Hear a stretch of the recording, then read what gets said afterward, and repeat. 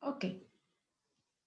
Bueno, pues entonces vamos a platicar un poquito sobre aquellos agentes de riesgo que están asociados al consumo de alimentos, que aunque de manera indirecta ya lo hemos mencionado, hoy vamos a puntualizar un poquito sobre esto. Entonces, bueno, los agentes que además de los que ya hemos revisado, también pueden desencadenar una enfermedad debida al consumo de alimentos o que pueden contribuir a aumentar el riesgo, se encuentran los factores individuales, los factores nutricionales y la toxicidad intrínseca de los alimentos, los aditivos alimentarios, contaminantes ambientales y, bueno, los contaminantes microbianos de los que ya hemos platicado un poquito.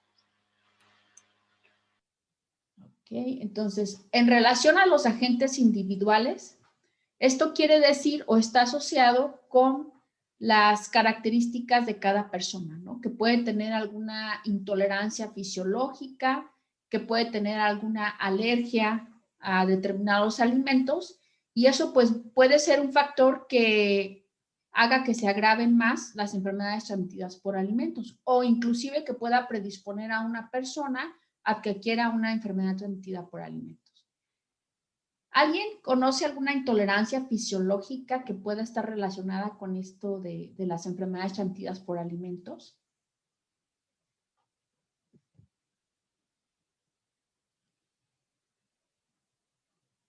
¿Puede ser intolerancia a la lactosa o al Ajá, gluten? a la lactosa o al gluten. ¿Y cómo crees que estas intolerancias a la lactosa o al gluten puedan influir o puedan hacer que la persona sea más susceptible a contraer una enfermedad asociada a la presencia de un agente patógeno en el alimento?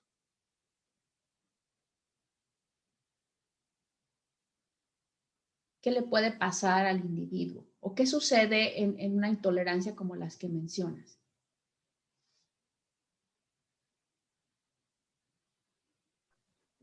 ¿Cómo, perdón? Te trabé tantito. Que como una intolerancia fisiológica, como puede ser intolerancia al gluten o a la lactosa, cómo ese aspecto de la persona, esa característica de la persona puede predisponer a que tenga una enfermedad asociada a la presencia de un agente patógeno, que puede ser un virus, un parásito o una bacteria. O no influye, o puede ser que no influya también. ¿Qué opinan? Pues puede tener mayor sensibilidad o predisposición a adquirir algún malestar o algo así. Exacto, ¿verdad? Por ejemplo, en una intolerancia fisiológica, pues ahí no se puede metabolizar de manera adecuada ese nutriente, ¿no? Por ejemplo, la intolerancia a la lactosa, pues es debido a la carencia de la enzima, ¿verdad? Precisamente que va a hidrolizar ¿qué carbohidrato? Lactosa. La lactosa, ¿verdad? Entonces eso pues va a producir una serie de alteraciones en el individuo. Va a inflamar el intestino principalmente, ¿no? Y entonces eso puede hacer que puede propiciar que la persona sea más susceptible a contraer alguna enfermedad, ¿sí? Ocasionada, ya repito, por algún agente como pueden ser los virus, los parásitos o las bacterias, ¿sí? Entonces, y en relación a las alergias alimentarias, como qué tipo de o qué alimentos pueden desencadenar una alergia. Maestra, pero una duda en lo anterior. Sí. Ajá. ¿Cómo, o sea, es que no me queda claro cómo sería o sea, cómo te atacaría un virus, una bacteria con una intolerancia a la lactosa o al gluten? O sea, Okay. es que según yo nada más la intolerancia es no puedes deshacerlo en el intestino, entonces se inflama y produce gases o diarreas, pero no Exacto. sé cómo atacarían a una bacteria o virus.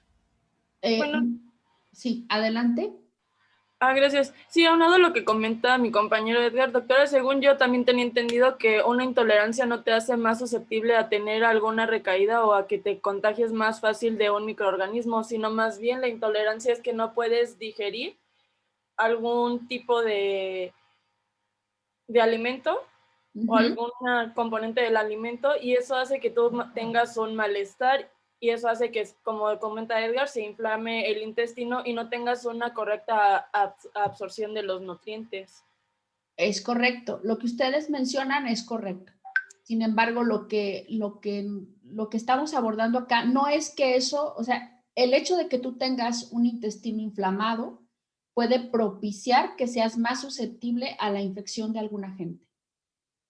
¿Me explico? O sea, esa persona que constantemente tiene un intestino inflamado no necesariamente va a responder de la misma manera que una persona que tenga su intestino sano. ¿Sí? Por eso decimos que son factores que pueden contribuir a aumentar el riesgo. A que si tú te expones a ese agente puedas en un momento dado ser más susceptible que una persona que está o que tiene un estado fisiológico normal. No sé si queda claro. O sea, Sí, es un sí. condicionante, ¿sí? Estoy de acuerdo. No quiere decir que eso sea la infección o la intoxicación, sino que esa condición de un estado de salud, como es la intolerancia fisiológica, puede propiciar lo otro. No necesariamente, pero sí es un factor que se ha considerado. Fíjense, por ejemplo, otro tipo de cuadros, ¿no? ¿Han oído hablar del Helicobacter pylori? Sí, Sí. ¿Qué es, Ivette? es me parece que es bacteria, ¿no? Que vive Ajá. no sé si en el estómago, en el intestino, que provoca la conocida gastritis. Ajá, vive en el intestino, en el estómago, ¿verdad? Y Fíjense nada es más. tenerla y Ajá. ¿Qué causa, Ivette, el Helicobacter pylori? pues causa inflamación y también irritación. Irritación o inclusive úlceras gástricas, ¿verdad?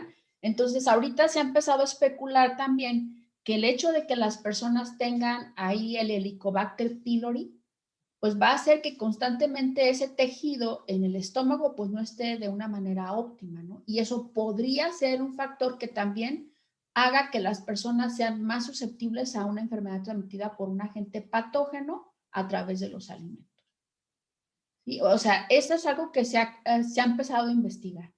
Lo mismo sucede con las alergias alimentarias. Imagínense, las alergias alimentarias, ¿qué tipo de respuesta generan en el organismo de un individuo? ¿Qué le pasa a un individuo? Principalmente, ¿no? ¿Perdón, Edgar? Inflamación. Inflamación. Exacto, ¿verdad? Una respuesta ante ese agente que puede ser, por ejemplo, cacahuates, ¿no? Hay personas que son intolerantes al cacahuate, intolerantes a los mariscos, y entonces desata una respuesta inmunológica exacerbada. Sí, y eso, bueno, genera una serie de inflamaciones, aparición de ronchas, inclusive si llegan a ser muy severas, pues puede inclusive a generar un shock anafiláctico, que le dicen. Sí, la gente se le cierran las vías respiratorias y puede morir de un paro respiratorio, por ejemplo. Entonces, imagínense que alguien, a ver, aquí entre los que estamos en clase, ¿alguien tiene alguna alergia a algún alimento?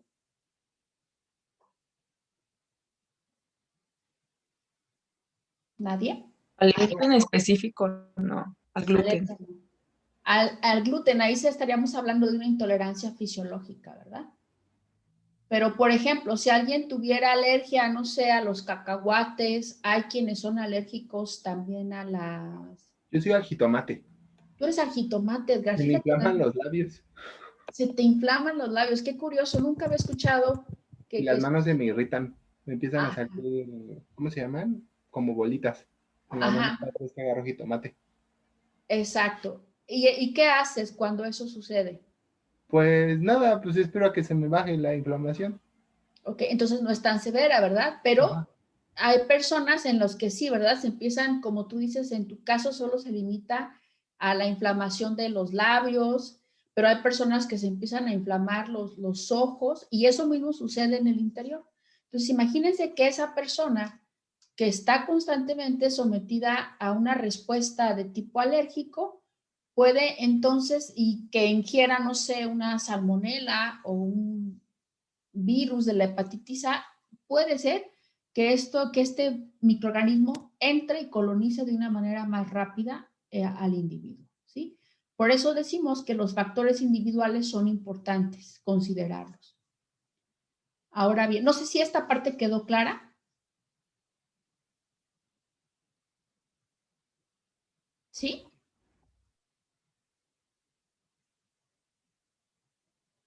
Ok. Sí, doctora. Bueno, Sí, doctora. bien, entonces otros de los factores que son importantes de tener en cuenta son los factores nutricionales, ¿verdad? Y en las dos formas que mencionamos aquí, tanto la sobrealimentación que va a conducir a una obesidad como la desnutrición.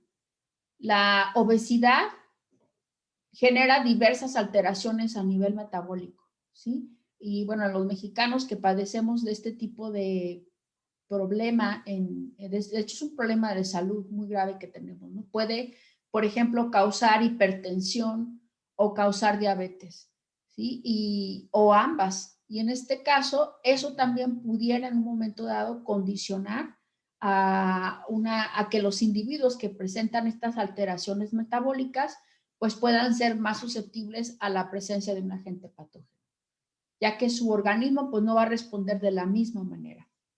¿Sí? Y se han descrito, por ejemplo, en el caso de la diabetes, se ha descrito con frecuencia que caen en una, ¿cómo le llaman? En una alteración metabólica total, ¿sí? Se empiezan a alterar todos los sistemas y eso conduce a otro tipo de fallas, ¿no? Fallas a nivel renal, por ejemplo, fallas en la circulación, etcétera, y eso condiciona otro tipo de padecimientos. Lo mismo por el caso contrario, ¿verdad? La desnutrición también puede contribuir a que las personas se enfermen de una manera más rápida. A ver, aquí, ¿cómo creen que la desnutrición puede ser un factor que condicione a una enfermedad transmitida por alimentos? Pues las personas tienen las defensas más bajas.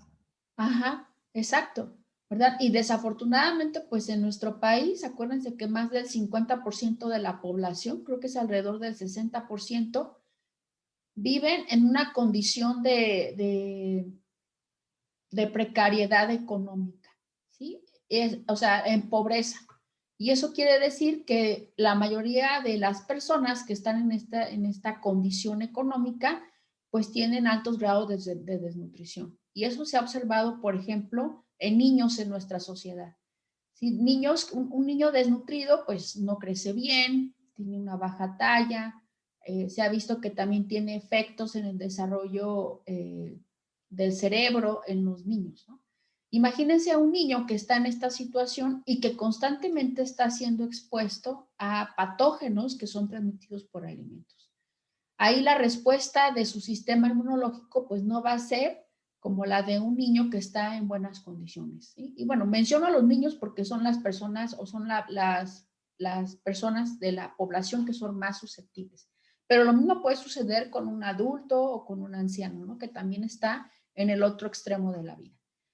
Y esto es muy importante que lo tengamos en cuenta porque en nuestro medio con frecuencia se hace alusión a que a los niños hay que dejarlos que se expongan a los agentes antimicrobianos para que adquieran defensas suficientes, ¿no? De hecho, ese es como este mito que se tiene. Pero imagínense, repito, un niño que constantemente, una persona adulta que constantemente está expuesta a diferentes tipos de agentes antimicrobianos, perdón, de agentes patógenos, quiere decir que va a tener que desencadenar una respuesta de defensa a todos estos agentes, ¿sí? Y bueno, si no está en un óptimo estado de nutrición, pues esto se va a dificultar cada vez más.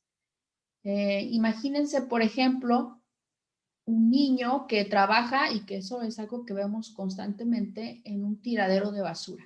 Imagínense la cantidad de agentes patógenos a los que se está exponiendo, ¿sí? Que con frecuencia pueden consumir alimentos en esos entornos con una falta de higiene total. Entonces, estos dos aspectos son muy importantes. Acuérdense, como vamos a ver un poquito más adelante, esta respuesta inmunológica es específica, ¿sí? Entonces, si nosotros nos exponemos a un agente como puede ser salmonela, la respuesta inmunológica va a ser a salmonela y es una respuesta específica. Si nos exponemos a otro agente, tenemos que generar anticuerpos para ese otro agente. Y todo esto pues va a requerir un gasto energético. Entonces, por tanto, tener una buena alimentación, ¿sí? Es importante tener un buen estado de nutrición. De hecho, ahora lo estamos viviendo, ¿no? Con esta pandemia, ¿qué es lo que se nos recomienda? Pues estar bien alimentados, tomar suficiente agua, etcétera, ¿sí? Porque esto va a favorecer una respuesta inmunológica adecuada. Otro agente que puede contribuir a que haya más enfermedades, pues es la toxicidad intrínseca de los alimentos. Imagínense, ustedes consumen un alimento cuyo componente propio del alimento genera cierta respuesta tóxica en el individuo y además en ese alimento se incluye o está presente un agente patógeno, pues esto puede agravar mucho más el cuadro clínico que va a presentar esa persona, ¿sí? O ese individuo. Entonces, por ejemplo, aquí ponemos la presencia de algunas toxinas que pueden estar presentes en hongos, ¿sí? Como la muscarina y la amatoxina. ¿Algún otro agente que consideren ustedes o que sepan que es tóxico y que puede estar presente en los alimentos de manera natural, que es intrínseco a ese alimento y que consumamos? No sé, se me vino a la mente, no sé si sea intrínseco, pero por ejemplo los peces que tienen a veces exceso de mercurio, Ajá, ajá. no sé si sea esa parte también. Exacto, ¿verdad? Ahí, por ejemplo, ¿qué pez, Edgar? Pues le escuché mucho Atún. en el Exacto. atún aleta amarilla, creo. Ajá, entonces en el atún es natural que esté, ¿verdad? Ahí entonces hay que regular esta ingesta. Sí, acuérdense que todo en exceso pues, puede resultar tóxico, pero tienes razón, puede ser este ejemplo que nos acabas de dar.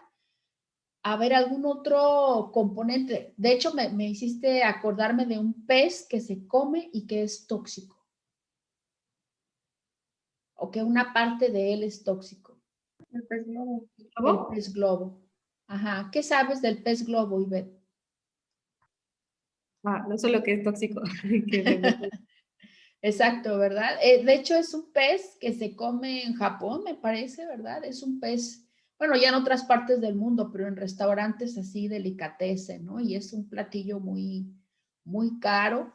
Y bueno, el pez globo tiene que ser preparado por chefs que han sido entrenados para remover, me parece que es una glándula en donde está esta toxina.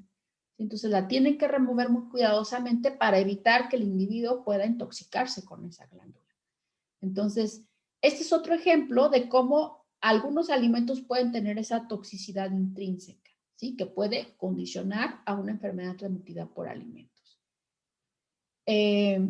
Otro tipo de agentes de riesgo, pues son los aditivos alimentarios. Veíamos en la toxicidad intrínseca que se da o que esos componentes están presentes de manera natural en el alimento. Pero hay otros que se adicionan, ¿verdad? Como los aditivos alimentarios y que si no se cuidan, pues pueden generar una respuesta adversa. ¿Sí? Entonces hay que tener cuidado, por ejemplo, se adicionan como conservadores, ¿no? Para evitar deterioro de los alimentos, para facilitar su preparación, perdón, ahí hay un error tipográfico. Por ejemplo, agentes emulsificantes, ¿sí? Ahí pueden adicionarse o algunos otros para mejorar alguna característica sensorial, como pueden ser mejorar colores, sabores, etcétera, ¿no? Alguna textura también. ¿Alguien sabe de algún agente, de algún aditivo alimentario que pueda tener un efecto en el consumidor? No en todos, ¿verdad? Ahí también va a depender de la susceptibilidad del individuo. El sorbitol, Ajá, ¿qué ocasiona? diarrea. En algunas personas, ¿verdad? No en todas. Hay también algunos colorantes por ahí.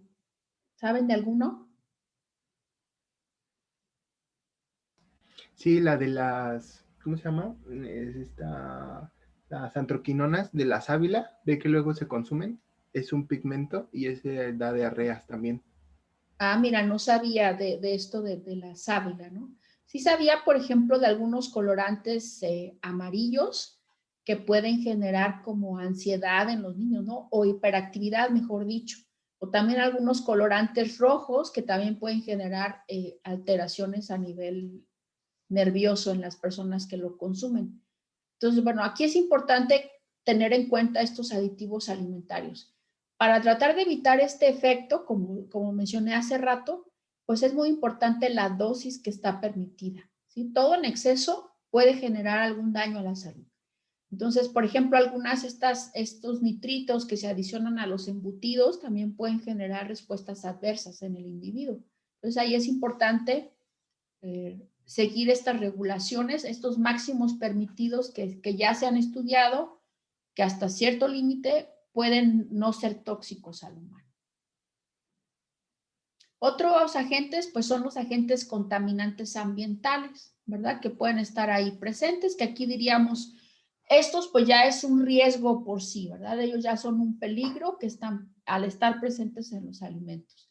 Y bueno, aquí más bien se haría como mención a los ambientes en donde pueden estar presentes estos contaminantes ambientales, ¿sí? Y bueno, estos contaminantes pueden ser residuos industriales, ¿verdad? Que aunque ahora ya se pide que las industrias hagan un manejo adecuado de estos desechos para poderlos eliminar hacia otras, a lagos o a ríos, pues muchas de ellas no se siguen sin hacer, ¿no? Y bueno, que pueden tener sustancias tóxicas propias de estos procesos industriales o bien pueden tener inclusive algunos metales pesados. Hay zonas en nuestro país y en otros países en donde de manera natural existen metales pesados en esas aguas, ¿no? Entonces hay que también tener cuidado y bien ubicados en dónde están estas zonas, pues para evitar que esas aguas se destinen al consumo humano o bien por ejemplo, sembradíos en donde se van a aplicar. ¿Sí? Y en ese sentido también, estas aguas hay que tener en cuenta que muchas veces no solo se usan con propósitos de riego, ¿verdad? Sino también se utilizan pues para disolver todos estos agroquímicos que se aplican en los cultivos.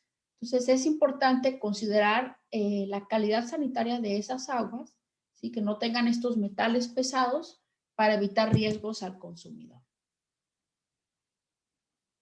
Bueno, y finalmente estos agentes microbianos que ya decíamos son agentes que causan propiamente las setas, ¿no? Al igual que los contaminantes de tipo químico.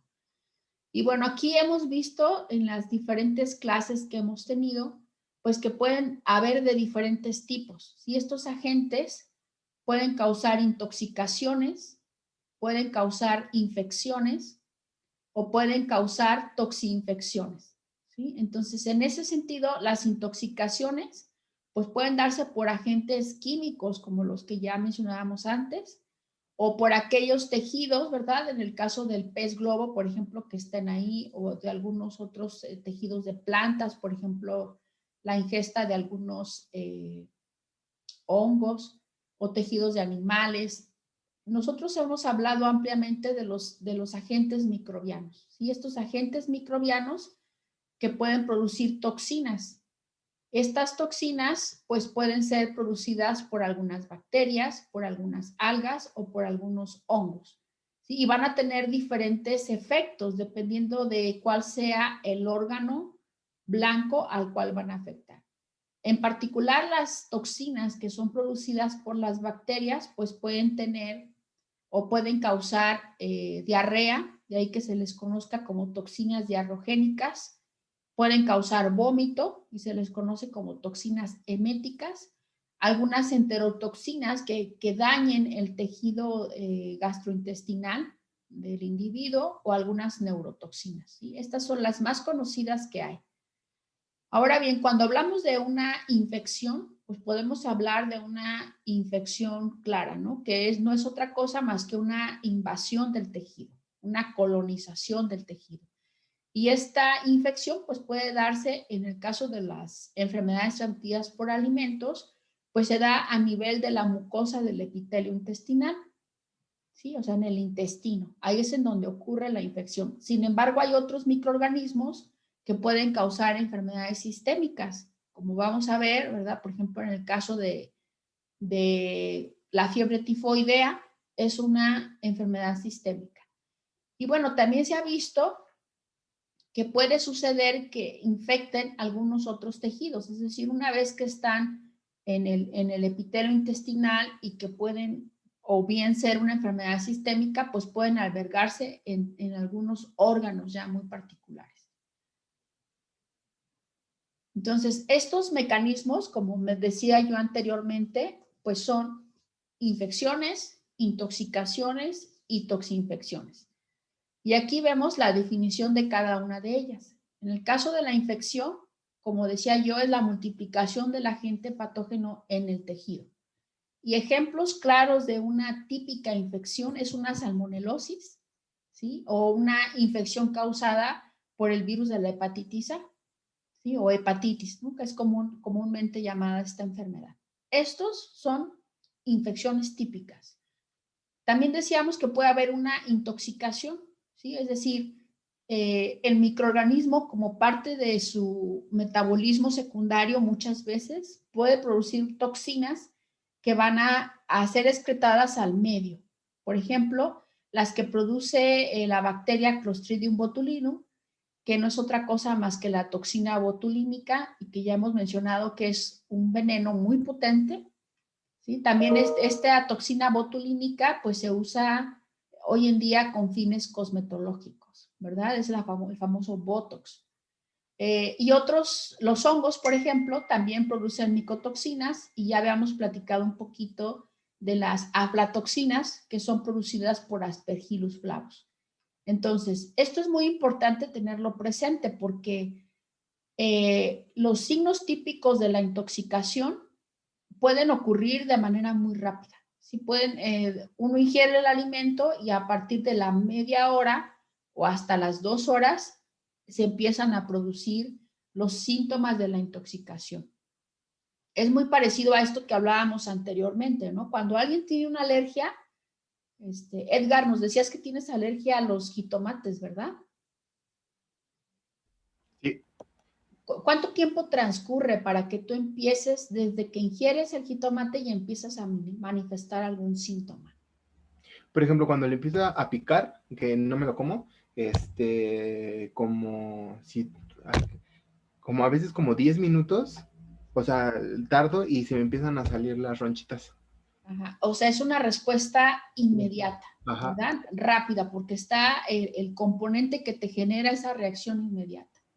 ¿Sí? Entonces, acá es una situación similar. Cuando existe una intoxicación, ya está la toxina en el alimento. Entonces, ese agente tóxico lo ingerimos y prácticamente en lo que comienza la absorción, ¿verdad? A nivel intestinal, que dice, bueno, más o menos en media hora se empieza a absorber. Y es ahí donde se generan los signos y los síntomas de la intoxicación, que generalmente son vómito. Vómito es un cuadro, un síntoma muy peculiar de la intoxicación, ¿sí? Que puede ocurrir ese ello desde media hora o hasta 2 horas. Es decir, la bacteria, a diferencia de o el hongo, a diferencia de la infección, no requiere de multiplicarse, ¿sí? Sino ya está ahí el agente que va a causar el daño y eso se manifiesta de una manera muy rápida. Hay que tener presente que en el caso de las intoxicaciones causadas por los hongos, como ya mencionábamos cuando platicamos de estos microorganismos, estas intoxicaciones son crónicas, es decir, cuando yo ingiero una micotoxina no se va a manifestar el síntoma de manera rápida, ¿sí? Sino esto va a ser un consumo crónico que puede ser a través de años de ingesta de estas micotoxinas. En algunos casos, cuando las concentraciones de las micotoxinas son muy elevadas, puede generarse una sintomatología de una intoxicación como la que mencionábamos hace rato, ¿no? Que es vómito, dolor de estómago. Generalmente no hay diarrea, ¿sí? Pero en algunas, eso no quiere decir que se excluya por completo este síntoma. Y bueno, hay una combinación que es la toxinfección.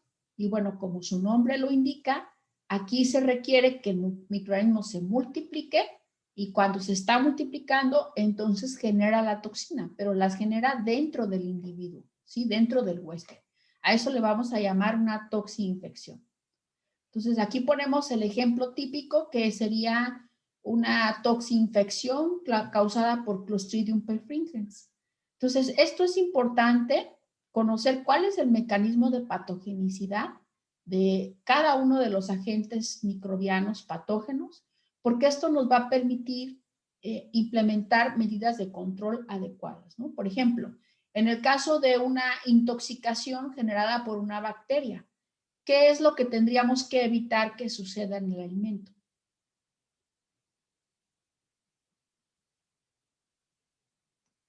¿Qué tenemos que evitar? ¿Que esté la bacteria o que esté la toxina en el alimento? Pues no pueden ser ambas. Ok, pero en el caso de la intoxicación, ¿qué es lo que genera la enfermedad? ¿El microorganismo o la toxina? La toxina. La toxina. La toxina. Ajá. Entonces, lo que tenemos que evitar es que se produzca la toxina. ¿Sí? Es decir, puedes tú tener esporas de Clostridium botulinum, pero mientras esas esporas no germinen, es decir, no evolucionen a la célula vegetativa y la célula vegetativa encuentre condiciones para producir la toxina, no hay ningún problema. ¿Sí? De hecho, con nosotros con frecuencia estamos ingiriendo esporas de Clostridium botulinum, pero ¿qué pasa? Así como entran a través de los alimentos, salen a través de la materia fecal sin mayor problema. ¿Sí? Ya vamos a ver más adelante cuando abordemos el tema de Clostridium botulinum, cómo esto desafortunadamente no sucede en los bebés. ¿Sí? En los bebés sí logran germinar las esporas dentro del huésped, entonces es una situación muy complicada. Bueno, ahora ya hablamos de estos agentes repetidamente, ¿verdad? De estos factores que pueden contribuir o que pueden predisponer a un individuo a que adquiera una enfermedad transmitida por alimentos. Ahora bien, otra cosa que es importante conocer es cuál es la relación que se establece entre el huésped y el parásito. ¿Sí? Aquí parásito le vamos a hablar, vamos a llamar a todos estos agentes que están ahí. Y bueno, cuando hemos platicado de estas enfermedades transmitidas por alimentos, pues hemos mencionado que una parte importante es que el individuo sea susceptible. ¿Sí? ¿Qué tan patógeno va a ser ese agente microbiano? ¿Sí? La patogenicidad, ya decíamos, es esa capacidad que tiene de enfermar a un individuo, ¿no? A un huésped, que puede ser, bueno, dependiendo de la gente que estemos hablando, pero acuérdense que podemos hablar de patógenos de plantas, patógenos de animales exclusivamente y patógenos de animales y del hombre, o patógenos que enferman exclusivamente al hombre. ¿Sí? Entonces, esta patogenicidad que va ligada a la virulencia del agente patógeno, es importante siempre tenerla presente. Y bueno, estos factores que van a estar, que ya revisamos en las clases pasadas, estos factores que están ahí, ¿sí? Los factores ecológicos, ambientales, que pueden estar condicionando o no que este patógeno, por ejemplo, se pueda multiplicar en un alimento. Entonces, cuando nosotros hablamos de un individuo que ha sido infectado, ¿verdad? O que ha sido expuesto mejor vamos a decirlo así, que ha sido expuesto a un agente patógeno, pues puede ser que ese individuo, o sea, vemos al individuo y está sano, ¿sí? O aparentemente sano, ¿sí? Es decir, no ha tenido exposición a un agente y de verdad no tiene este patógeno en su organismo. Ahora bien, esto de aparentemente sano también puede ser que esté cursando ya o que haya ya transitado por el periodo más grave de la enfermedad y que ahora esté en convalecencia. ¿Sí? Está en convalecencia, es decir, está saliendo de ese cuadro de enfermedad. Sin embargo, no quiere decir que esté sano, sino que está en ese periodo y va a depender del microorganismo y en algunos casos puede todavía ser infectivo el individuo. ¿Sí? Se ha mencionado, por ejemplo, desde del COVID, ¿verdad? Que hay personas que pueden estar ya haber salido de la enfermedad, sin embargo, todavía la prueba sigue saliendo positiva y puede estar infectante. O bien, el otro extremo, ¿verdad? El individuo está aparentemente sano, pero está en un periodo de incubación. Acuérdense que todos los agentes patógenos tienen un periodo de incubación. ¿Sí? Es decir, es un periodo en el que se está multiplicando el agente y aún no hay suficiente cantidad como para desencadenar toda la sintomatología que se asocia a esa enfermedad. ¿Sí? Entonces, esto es bien importante tenerlo presente porque de esto va a depender las medidas que se tomen pues para prevenir un brote, por ejemplo, asociado al consumo de alimentos. Ahora bien, cuando ya está claros los signos y los síntomas, pues el individuo va a estar enfermo. ¿Sí? El individuo tiene la enfermedad de manera activa, tiene todos los signos, los síntomas, y no hay duda de que el individuo está enfermo. Sin embargo, adelante, Raúl. Tengo una pregunta, bueno, no sé si esté tan relacionada con el tema, pero ahorita que estaba hablando del periodo de incubación, por ejemplo, del SARS-CoV-2, hace poco vi una prueba de PCR y, por ejemplo, decía resultado y decía unidades de SARS-CoV-2 y decía, por ejemplo, no recuerdo si eran 80 o 50 y el resultado era negativo. O sea, la persona tenía o tiene, no sé, cierta cantidad del virus, pero lo dieron por negativo porque no es probable que se incube por completo o por qué. Mira, Raúl, en realidad no sabría decirte porque no estoy muy informada de cómo sea la prueba, ¿no? O sea, cuál es el límite de partículas virales que se requiere como para que el individuo esté activo. Tengo entendido que en esta prueba de PCR, que es una prueba de PCR en tiempo real, hay una cantidad que ya se ha establecido, ¿no? Como un umbral, digamos. Cuando se sobrepasa ese umbral, quiere decir que el individuo puede ser contagioso. Entonces yo supongo que estas unidades que le daban del SARS-CoV-2 está por abajo de ese umbral que se requiere para que el individuo tenga la enfermedad activa, ¿sí? Inclusive, bueno, lo que he escuchado es que se ha especulado en que son fragmentos del virus lo que queda presente. Entonces, como ustedes saben, estas pruebas de PCR lo que hace es hacer la amplificación de ese material genético. Entonces, es un residuo que está ahí, que ya no está activo, a lo mejor el virus está lisado y entonces la prueba te da positiva. ¿Sí? En el caso de los alimentos, que no es del COVID, pero por ejemplo, nosotros para una prueba de PCR te puede dar positiva, por ejemplo, para salmonela. ¿Sí? Tú tienes o a lo mejor en su momento hubo salmonela, hay material genético en el alimento y tú corres una PCR y te puede dar positiva. Sin embargo, la única manera de confirmar que en efecto la salmonela está presente en el alimento es a través de un cultivo tradicional.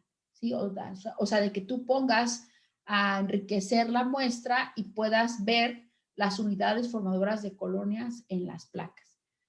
Entonces, bueno, en relación al COVID, yo pienso que sí se ha establecido ya, ¿verdad? A través pues de toda la experiencia que se tiene, en qué umbral el individuo sigue siendo infectante o tiene la enfermedad activa, y a partir de esos umbrales hacia abajo, quiere decir que simplemente el individuo pues tiene ahí alguna partícula, no necesariamente suficiente como para que tenga activa la enfermedad. Eso es lo que se me ocurre, Raúl.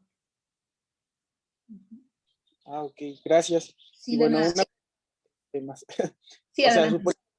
no sea el SARS, cualquier otro virus o bacteria, no corre el riesgo, o sea, mi pregunta es, ¿no corre el riesgo de que se desarrolle o crezca o se multiplique la cantidad de microorganismos?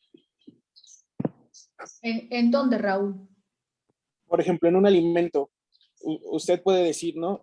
Por ejemplo, para la salmonela hay cierto umbral para decir que es positivo. Y si hay en menor cantidad, ¿no hay el riesgo de que crezca más salmonela en el alimento? No, sí lo hay. Fíjate que esta pregunta es muy interesante y de hecho la vamos a abordar cuando hablemos de cómo se hace toda la investigación de brotes. ¿Sí? Acá lo que es importante conocer de cada agente patógeno es la dosis mínima infectante. ¿Sí? O sea, ¿cuánto es la cantidad mínima de células que una persona debe ingerir para causar la enfermedad? ¿Sí? Y entonces en función de eso se establecen medidas preventivas o correctivas. En el caso particular de salmonela, por ejemplo, ha habido brotes asociados al consumo de chocolate macizo, ¿sí? De estas barras de chocolate, en donde ha habido presencia de 5 o 7 células. O sea, la persona que ingirió ese alimento, esa es la cantidad de células que se comió. Entonces, es una cantidad muy pequeñita, sin embargo, eso ha detonado la enfermedad en el individuo, ¿sí? De ahí que entonces para las normas internacionales, incluida las normas oficiales mexicanas, lo que se permite de presencia de salmonela en un alimento es 0, ¿sí? Ausencia en 25 gramos. O sea, no puede estar presente. ¿Por qué? Porque esta virulencia que tienen las cepas patógenas es exacerbada. Sin embargo, existen casos en donde se ha reportado que las personas que ingieren, no sé, menos de 1000 células no enferman. Entonces, ahí es importante tener presente esto que mencionaba, ¿no? ¿Qué tan virulento es ese agente patógeno y qué tan susceptible es el individuo? Entonces, regreso al ejemplo de salmonela. Como en salmonela ha habido casos en los que muy poquitas células causan enfermedad o muchas células causan enfermedad, entonces ahí lo que se dice es ausencia en 25 gramos, o sea, negativo en 25 gramos del agente patógeno. En otras palabras, no se tolera la presencia del agente patógeno. Sin embargo, como mencionaba, la susceptibilidad del individuo es muy importante. Entonces, por ejemplo, si estamos hablando de leche en polvo que se va a destinar para neonatos, es decir, bebés recién nacidos hasta, me parece que un mes o 15 días, no recuerdo exactamente, a esos bebés se les considera neonatos. En ese punto, el sistema inmunológico de un bebé pues no está desarrollado y es mucho más susceptible que un niño, por ejemplo, de 3, 4 años. Entonces, ahí la tolerancia de salmonela no se investiga en 25 gramos, sino se investiga en 500 gramos. Entonces, se tiene que demostrar que en 500 gramos de muestra no hay salmonela. Es decir, la prueba es mucho más sensible porque ese alimento va dirigido a una población hipersensible. Sí, Raúl. Entonces, por eso es muy importante hacer la investigación de brotes, porque esta investigación de brotes, pues te va dando toda la información de esos microorganismos que pueden estar presentes en los alimentos, ¿sí? Y va dictando las políticas de tolerancia, los sistemas de vigilancia que se tienen que implementar durante la producción de un alimento. ¿Sí, Raúl, más o menos? Sí, muchas gracias. De nada. Adelante, Ivette. Entonces, en ese sentido, pues también cambia para los animales. Por ejemplo, si para los bebés es diferente la virulencia o el estado de enfermedad, para un animal que es destinado para consumo humano también va a ser distinto y al momento de estar, o sea, va a cambiar en 2 ocasiones. Una para que el animal se infecte y otra para que el animal infecte a la persona estando infectado. Exacto. Eso es totalmente cierto. Y tan es cierto, Ivette, que se han generado programas destinados al control de la calidad microbiológica de los alimentos para animales. Por lo que tú dices, antes se creía, bueno, pues no importa, ¿no? No cuides lo que el animal come. Finalmente, lo que nosotros nos damos a comer es el animal, ¿sí? Pero entonces ahora se ha visto que esto también va a influir, por ejemplo, en los parásitos que pueda tener un animal y todos estos sistemas de producción a gran escala, por ejemplo, de ganado vacuno, de pollos, de pavo, todos estos ambientes ahora son muy controlados, ¿sí? En algunos animales, por ejemplo, pueden no afectar el estado de salud del animal. Sin embargo, estar presente, por ejemplo, en los intestinos del animal, como suele suceder con Campylobacter jejuni, está presente en el intestino del animal y cuando, particularmente de las aves, de los pollos, y cuando son sacrificados, aunque se tengan múltiples cuidados, esta contaminación puede ir hacia la piel, ¿sí? Hacia el exterior. Y eso es lo que nosotros nos vamos a comer. Entonces, con frecuencia se ha descrito que es importante entonces cuidar la presencia de estos patógenos en los ambientes de producción avícola, ¿sí? Para evitar que la carne, que es la que nos vamos a nosotros a consumir, venga contaminada, ¿sí? Y entonces pueda ocurrir una diseminación a la hora de la preparación de un alimento. Ya mencionábamos, por ejemplo, en el caso del ganado vacuno, ¿sí? E. coli O157H7 parasita el intestino de estos animales, no les causa enfermedad, ¿sí? No les va a causar ningún daño. Sin embargo, esto puede estar presente pues, por contaminación cruzada en la carne, ¿sí? Y si la carne es mal cocida o no cocida y así la ingerimos, pues llega al humano. Entonces, esto que mencionas es bien importante. La FDA, que es la Agencia de Alimentos y Medicamentos de Estados Unidos, ha diseñado programas específicos para controlar la presencia de patógenos que pueden enfermar al humano en los animales, ¿sí? Y además, bueno, todo un protocolo también para establecer estos programas que controlen o que eviten la presencia de estos agentes patógenos en alimentos para humanos. Entonces, bueno, ya a cada quien, los especialistas en inocuidad, pues pueden decir, bueno, pues a lo mejor yo soy un médico veterinario y yo he trabajado mucho en la prevención de la contaminación de animales, ¿no? Durante la crianza. Entonces, puede entrar directamente a esos programas o como en el caso de nuestra clase, ¿verdad? Que nos estamos haciendo expertos en el área de inocuidad de alimentos para humanos. Entonces, sí es cierto, se ha tomado mucha precaución y muchos se han diseñado programas para evitar eso, ¿no? De hecho, la diferencia, una de las grandes diferencias entre los países de primer mundo y los países de tercer mundo, como nosotros, o subdesarrollados, como nos dicen, es que los controles en la producción de alimentos no son tales, ¿sí? Ahora, en nuestro ambiente cada vez es más raro, ¿verdad? Observar, por ejemplo, la crianza de cerdos al aire libre. Bueno, no, es decir, libres, ¿no? Donde los cerdos solían consumir, como lo veíamos cuando hablábamos de los parásitos, solían consumir pues materia fecal de ellos mismos, del mismo humano, desechos del humano. Entonces eso hacía que la probabilidad de que tuvieran algún parásito pues se incrementara considerablemente. Pero bueno, todo esto ha sido a través de la experiencia y de la documentación de todos los brotes que han ocurrido, ¿no? De la investigación que va hasta el detalle, ¿verdad? ¿Qué está pasando con estos agentes? ¿Cómo son transmitidos al humano? Y ahí que, por ejemplo, retomando el comentario de Raúl, pues en este caso el COVID-19, hasta ahora, ¿verdad? No se ha demostrado que pueda ser transmitido a través de los alimentos. Tiene que ser a través de la vía respiratoria, ¿no? Por donde entre este virus. Entonces, bueno, eso es lo que hasta ahora se conoce. Afortunadamente, ¿verdad? No son transmitidos por alimentos. ¿Alguna pregunta de esta diapositiva? Ok. Bueno, entonces, vamos a suponer que tenemos un portador asintomático, ¿sí? De un microorganismo. ¿Cómo es o qué es lo que va a detonar que pueda irse hacia una enfermedad activa?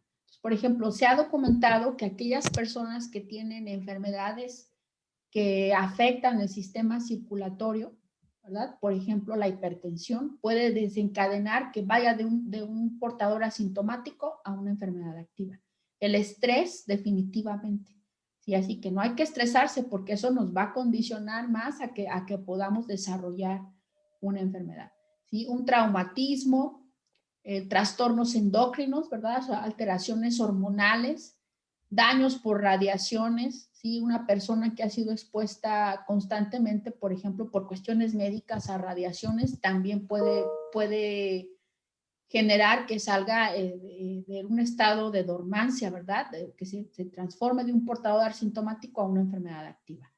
Alguna reacción a algún medicamento o algún otro tipo de drogas, infecciones virales, deficiencias nutricionales, alcohol en exceso, ¿no? Esto también está documentado. Cuando una persona constantemente está tomando alcohol, se afecta a todo su estado de salud. Entonces, bueno, quiero aclarar que todo esto no necesariamente aplica solamente a las enfermedades transmitidas por alimentos, sino también puede verse en otro tipo de enfermedades. Ahora bien, ¿cuáles son esos mecanismos mediante los cuales se van a transmitir los agentes patógenos? Y bueno, son de persona a persona, ¿verdad? El contagio, eso es algo que ya está conocido. A través de algunos artrópodos también ¿Alguien tiene o conoce de alguna enfermedad, aunque no sea necesariamente transmitida por alimentos, que sea transmitida por algún artrópodo?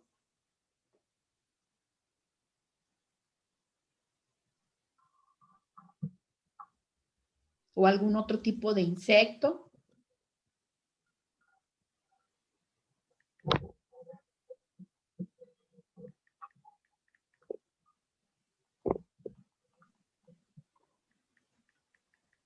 ¿No?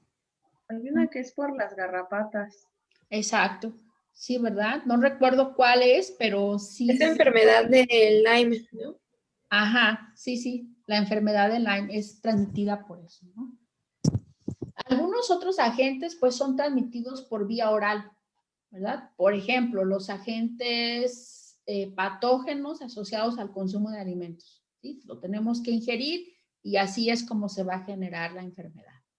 Vía aérea, ¿verdad? Pues estábamos hablando del COVID-19, ¿sí? Por inhalación. Entran estas partículas al sistema pulmonar y ahí va a tener la afección. Por vía parenteral, es decir, a través de agujas, de inyecciones, etcétera, ¿no? Y aquí vamos a mencionar, por ejemplo, la hepatitis C, es una típica enfermedad que se da a través del uso de agujas infectadas. Se ha visto también que en el caso de algunas, por ejemplo, de drogadictos, es común que estén expuestos a este tipo de contaminación, ¿no? Con la hepatitis C. La zoonosis también, ¿verdad? Es decir, enfermedades que son propias del humano, pero que pueden afectar al hombre también. Entonces, decíamos, si consumimos un alimento, por ejemplo, que tenga salmonelosis, que es una típica zoonosis, también nos puede llegar a nosotros, al humano, ¿no? Entonces, bueno, esto es importante también saber, ¿verdad? ¿Cómo se va a transmitir ese agente patógeno? ¿Qué es lo que está pasando? Por ejemplo, en el caso ¿cuál es? En el caso de SIDA, por ejemplo, sí, del virus del SIDA, se sabe que es transmitido de persona a persona. En el caso del virus de la hepatitis A, pues ahí también se ha visto que hay que tener cuidado, ¿sí? Que las personas que tienen la hepatitis A, pues deben de estar aisladas, porque también una persona que tiene la enfermedad activa puede contagiar a otra persona por contacto directo, ¿no?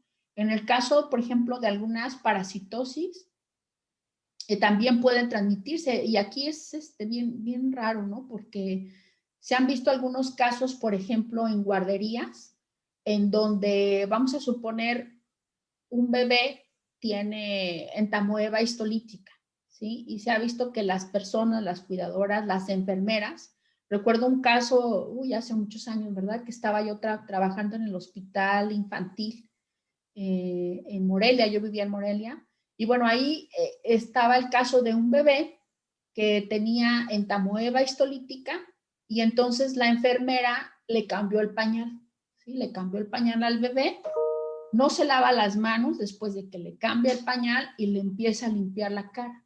Entonces ella misma llevó la contaminación de tipo fecal con restos de entamoeba histolítica y la lleva al ojo. ¿Sí? Entonces le causa una infección a nivel del ojo, donde no es algo muy común, pero bueno, también puede ser, ¿no? Entonces, los parásitos, a donde voy es, en las parasitosis también se conoce que el contagio de persona a persona es común.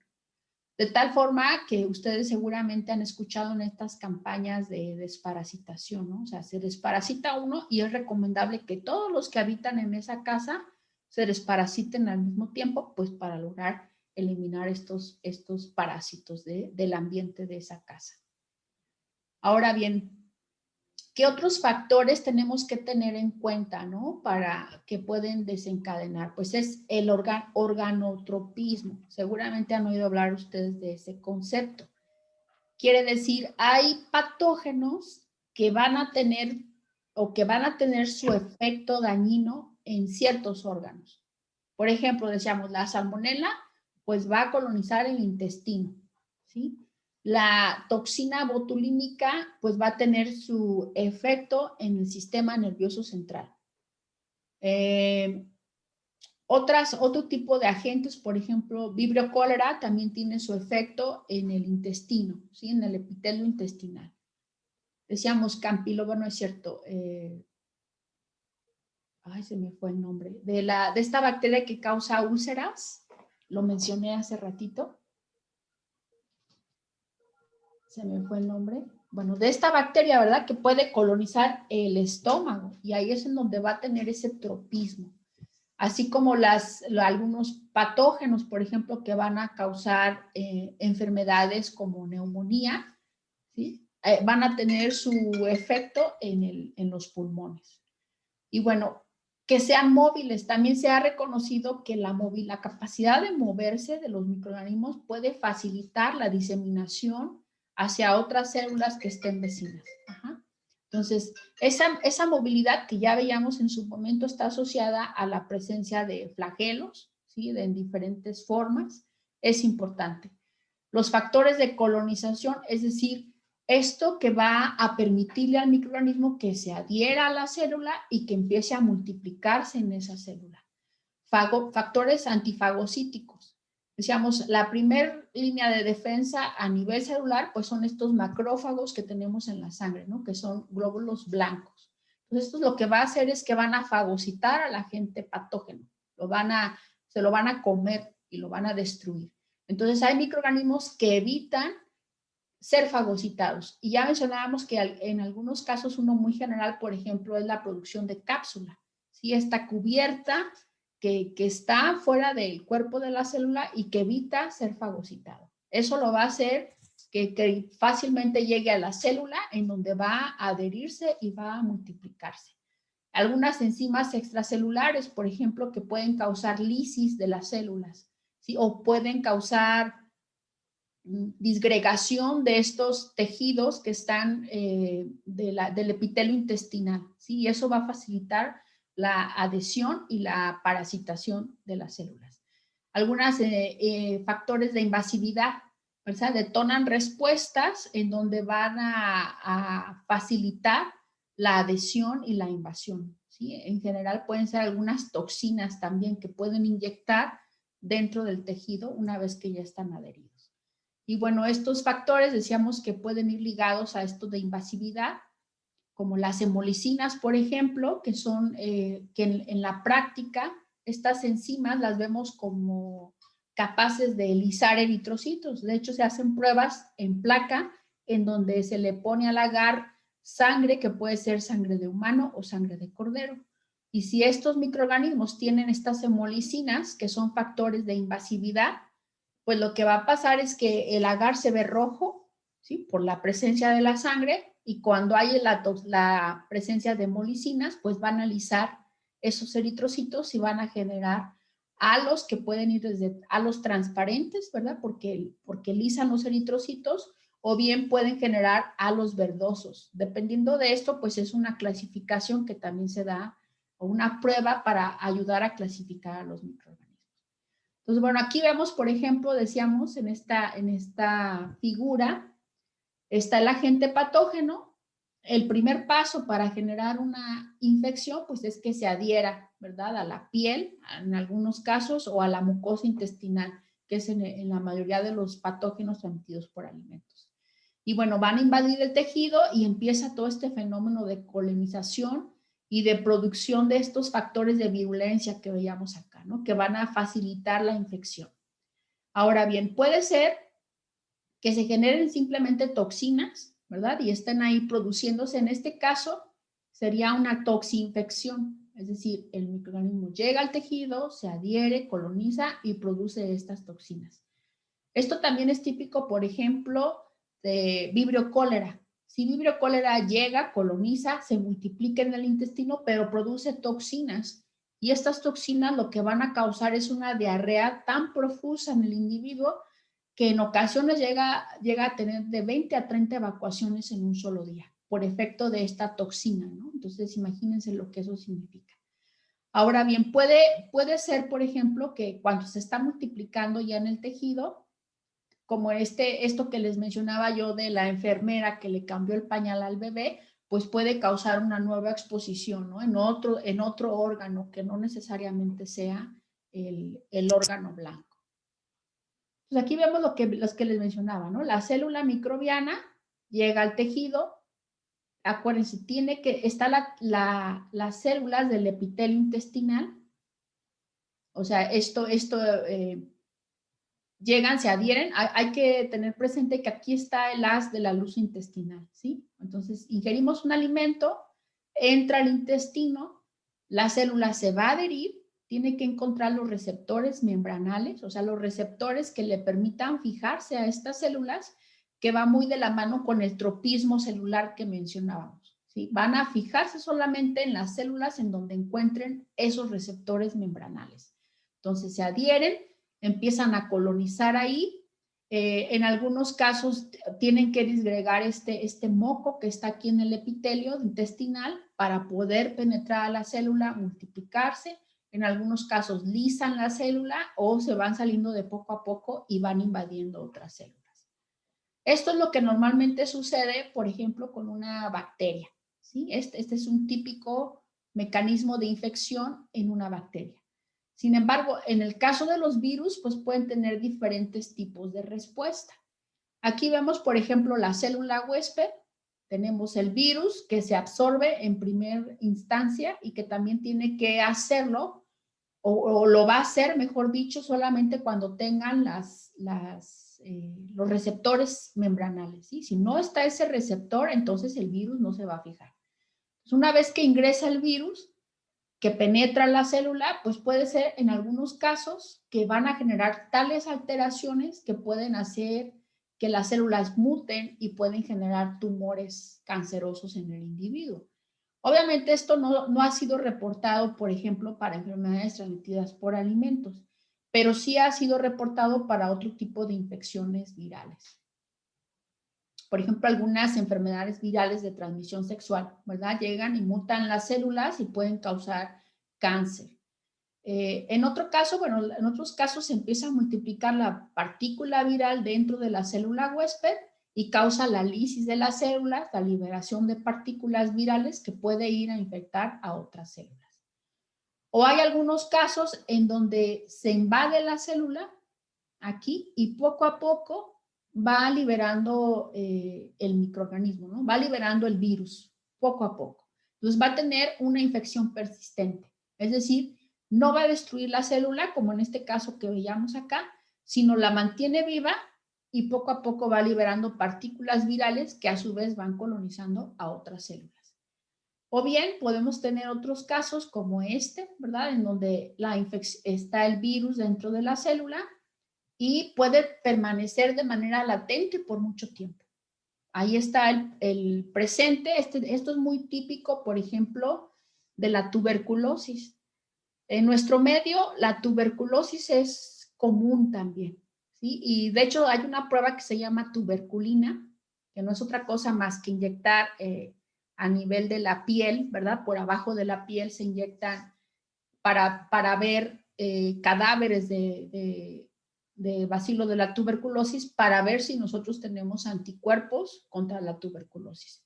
Y lo que va a suceder, pues, es que donde nos inyectan, se va a generar una roncha, si tenemos anticuerpos, una roncha roja, dura, en algunas ocasiones se puede poner caliente, ¿sí? Entonces lo que se hace es que se mide de qué tamaño es esa roncha, qué diámetro tiene, y en función de eso, pues se hace una especulación de cuántos anticuerpos puede tener, ¿no? Ahí nada más es, aunque es una medición indirecta, ¿verdad? Pero dependiendo del tamaño de la reacción, se dice que es la presencia o no de esos anticuerpos. Entonces, seguramente si nos hacemos la prueba de la tuberculina, pues muchos de nosotros seguramente ya hemos estado expuestos o tenemos anticuerpos contra la tuberculosis. De hecho, esto es muy común que suceda, ¿verdad? Hay personas que, por ejemplo, nosotros nos exponemos al bacilo de la tuberculosis, se detona una respuesta inmunológica y lo que hace el organismo es que engloba a estos micobacterios, ¿sí? A estas bacilo de la tuberculosis y los deja ahí encapsulados en el pulmón. Y puede permanecer así por muchísimo tiempo, es más, morirse de otra cosa y nunca desarrollar una tuberculosis. y sin embargo está dando positivo a la prueba de la tuberculina, pues porque tiene el Mycobacterium ahí en los pulmones. Pero si el individuo cursa por un estado de estrés, como el que decía yo hace rato, ¿no? O alguna otra enfermedad que afecte el sistema inmunológico, ¿qué va a pasar? Porque con frecuencia esto sale como de esta cápsula en las cuales se encuentran en los pulmones, salen de ese estado de latencia y generan el cuadro de infección. Esto también es muy típico, por ejemplo, de las infecciones por el virus del herpes, ¿sí? Los famosos, el herpes bucal, ¿verdad? Que genera los fuegos. Ahí está el virus, queda latente en el sistema de la persona, de hecho es de por vida, ¿verdad? Ahí va a quedar, y cada vez que la persona es expuesta a un factor estresante, como puede ser el sol, por ejemplo, o un estado de estrés emocional muy, muy severo, ¿qué es lo que pasa? Pues que inmediatamente se expresa ese virus y aparecen los fuegos, ¿no? Pasa ese estado de estrés, baja y otra vez permanece de manera latente. Entonces, esto es muy típico de los virus. Este mecanismo que veíamos en un principio es típico de las infecciones bacterianas.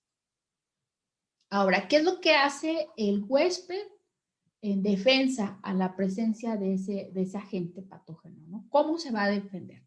Pues hay mecanismos que son externos y mecanismos que son internos. Estos factores externos, pues el típico, ¿verdad? Que son generales, es la piel, ¿sí? Las mucosas que tenemos. Sí, por eso es importante tener una piel saludable, ¿no? No nada más por cuestiones de belleza, sino porque tener esta cubierta, ¿sí? Que nos va a prevenir de cualquier agente, ¿sí? Que invada, que infecte la piel. Las mucosas, ¿sí? Algunos factores químicos también, ¿verdad? Bueno, se ha dicho, por ejemplo, el pH, ¿sí? El pH del estómago es importante tenerlo bien, por eso no hay que estar tomando constantemente estos medicamentos para reducir la acidosis, ¿verdad? Que muchas personas están constantemente tomando, por ejemplo, estos Pepto-Bismol y todo esto, que lo que va a hacer es neutralizar ese pH del estómago y entonces va a facilitar el paso, que es el pH del estómago, que es muy ácido, alrededor de 2, es una barrera física que está ahí para evitar que el agente patógeno ingrese hasta el intestino, en donde va a adherirse y a generar la infección, ¿no? Hay otros factores internos, ya como por ejemplo un antagonismo. A nivel intestinal, acuérdense que tenemos toda esta microbiota nativa que pues va a hacer competencia a los agentes patógenos, es decir, no va a haber espacio para que ellos lleguen y se adhieran, ¿no? Porque el epitelio del intestino pues va a estar tapizado de esta microbiota deseada. Esta condición se puede romper, por ejemplo, cuando estamos tomando antibióticos. De ahí que una persona que está tomando antibióticos también es susceptible a una enfermedad transmitida por alimentos, ¿no? Porque, y sobre todo cuando pasa el tratamiento con antibióticos, generalmente los médicos lo que hacen es pues dar estos sobrecitos, ¿verdad? Que no son otra cosa más que bacterias lácticas que van a colonizar y restablecer esa microbiota intestinal. Y bueno, la fagocitosis, ya mencionábamos, pues estos macrófagos, que es una primera línea de defensa, no son específicos, ¿no? Sino se van a comer, se van a fagocitar cualquier agente que encuentren allí en torrente sanguíneo. Y bueno, estas fagocitosis también se ven mermadas en algunas personas que presentan enfermedades, ¿verdad? Autoinmunes, por ejemplo, entonces son más susceptibles a otro tipo de enfermedades.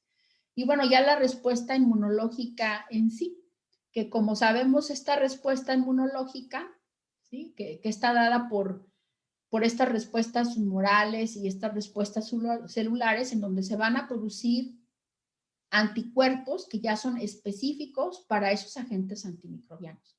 Entonces, generar estos anticuerpos, pues va a requerir de un gasto de energía. ¿Sí? Decíamos, no puedo yo tener un anticuerpo contra salmonela que sea activo contra Shigella, Vibrio cólera, etcétera, ¿no? Sino esos anticuerpos hay que generarlos para cada tipo de microorganismo.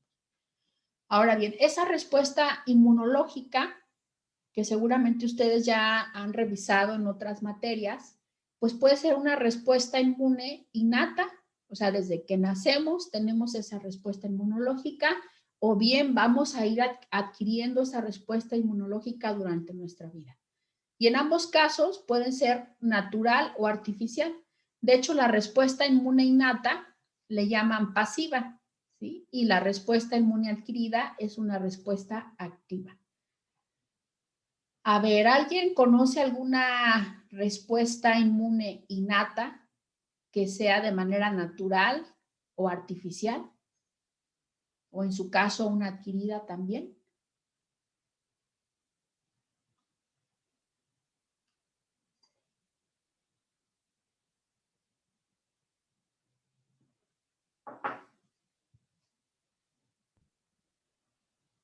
En un recién nacido tiene anticuerpos. No, los adquiere de la mamá, ¿no? Por la leche. Los adquiere por la leche. ¿Y esa cuál sería? ¿Sería una respuesta innata o una respuesta adquirida? Si los adquiere Adquirida. por la leche, ¿sería adquirida?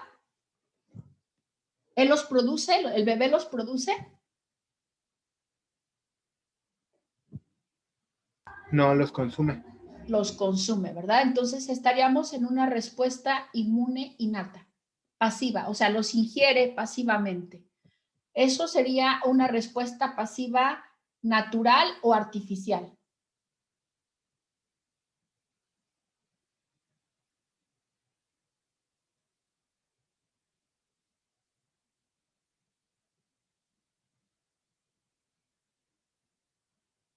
Natural, ¿no? Natural, ¿sí? Puede ser, fíjense, aquí puede ser que el bebé en sí va a tener como el torrente sanguíneo pues está entre la mamá y el bebé, puede ser que también algunos anticuerpos estén en el organismo del bebé, ¿sí? Pero como tú dices, a través de esa alimentación adquiere esos anticuerpos. Pero esos anticuerpos pues van a estar presentes siempre y cuando el bebé esté siendo amamantado. O sea, no son permanentes, ¿de acuerdo? Una respuesta pasiva artificial puede darse, por ejemplo, cuando a algunas personas se les inyectan anticuerpos, se les administran intencionalmente. Eso sería una respuesta artificial, ¿sí? En este caso, pues no estaríamos tanto hablando, ¿verdad?, de una respuesta innata, ¿no? A ver, en el caso de la respuesta adquirida, ahí implica que el organismo del individuo los va a producir. ¿Cuál podría ser una respuesta natural o una respuesta inmune artificial? De manera natural, ¿cómo generamos anticuerpos?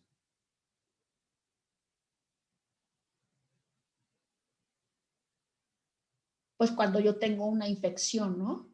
Cuando tengo una infección, ¿qué va a pasar? Pues mi organismo va a responder y va a producir esos anticuerpos contra ese agente patógeno. Eso sería una respuesta natural. ¿Cuál sería una respuesta artificial? ¿Las vacunas? Las vacunas. Exacto. Es decir, a lo mejor son fragmentos, ¿verdad? Fragmentos del agente patógeno. En algunos son, por ejemplo, de los virus, son virus atenuados o virus muertos, y entonces van a desencadenar toda esta respuesta activa, porque el organismo es el que los está produciendo. Pero aquí estaríamos forzando esta exposición, ¿verdad? Que sería una respuesta activa, artificial, a través de la vacunación. ¿Sí? Entonces, bueno, aquí algo importante es que cuando se despierta o cuando se activa la respuesta inmune en el individuo, o sea, que es expuesta a un agente patógeno, ya sea por la exposición al agente patógeno o por la administración de la vacuna, dependiendo del agente patógeno, esta durabilidad de los anticuerpos, o sea, la respuesta inmunológica va a ser de por vida, por ejemplo, o va a tener cierto tiempo de vigencia.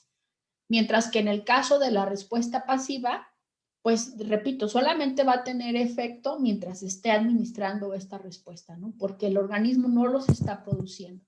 Entonces, en el caso de la respuesta activa, pues hay enfermedades en que con una sola exposición ya quedamos inmunes de por vida. ¿Alguien sabe de alguna vacuna, por ejemplo, que nos la apliquemos y ya quedamos inmunes para siempre? La de la polio. La de la polio, exacto. ¿Sí? Te vacunas y ya quedas protegido siempre. Ahí estamos hablando de una respuesta de por vida. Sin embargo, hay otros en donde se requiere una segunda administración, ¿verdad? Por ejemplo, en el caso del tétanos, me parece que son 3 administraciones. Es una y luego se aplica otra al corto tiempo y luego otra se sugiere a los 5 años, ¿no? ¿Por qué? Porque pues esta respuesta inmunológica no va a tener una vida completa, ¿no? En el caso del COVID-19, pues no se sabe esta duración, todavía hay mucha especulación, no se sabe cuánto tiempo va a durar esa respuesta inmunológica. Y el tiempo dirá, ¿verdad? ¿Qué es lo que va pasando con eso? Entonces, por ejemplo, en el caso de los virus, decíamos, hay virus que van a mutar muy rápidamente, si van a cambiar constantemente, por ejemplo, el virus de la influenza. Entonces, estas vacunas que se administran anualmente, pues contiene una mezcla de las cepas de virus que están más diseminadas en el ambiente. Entonces, nos va a proteger, pero constantemente hay que estar haciendo nuevas vacunas con nuevas cepas del virus para proteger a los individuos. Y aún así, pues esto no es una inmunidad, pues, por tiempo indefinido, ¿no? Ok, bueno, con esto terminamos. ¿Alguna pregunta hasta aquí? Obviamente, pues esto se requiere un curso de inmunología, ¿no? Para poder entender de manera completa todo esto. Sin embargo, pues creo que sí era importante como retomar estos conceptos básicos de la relación que tienen los agentes patógenos con el huésped, pues para poder entender más cómo ocurren estas enfermedades, cómo se pueden prevenir cada una de ellas.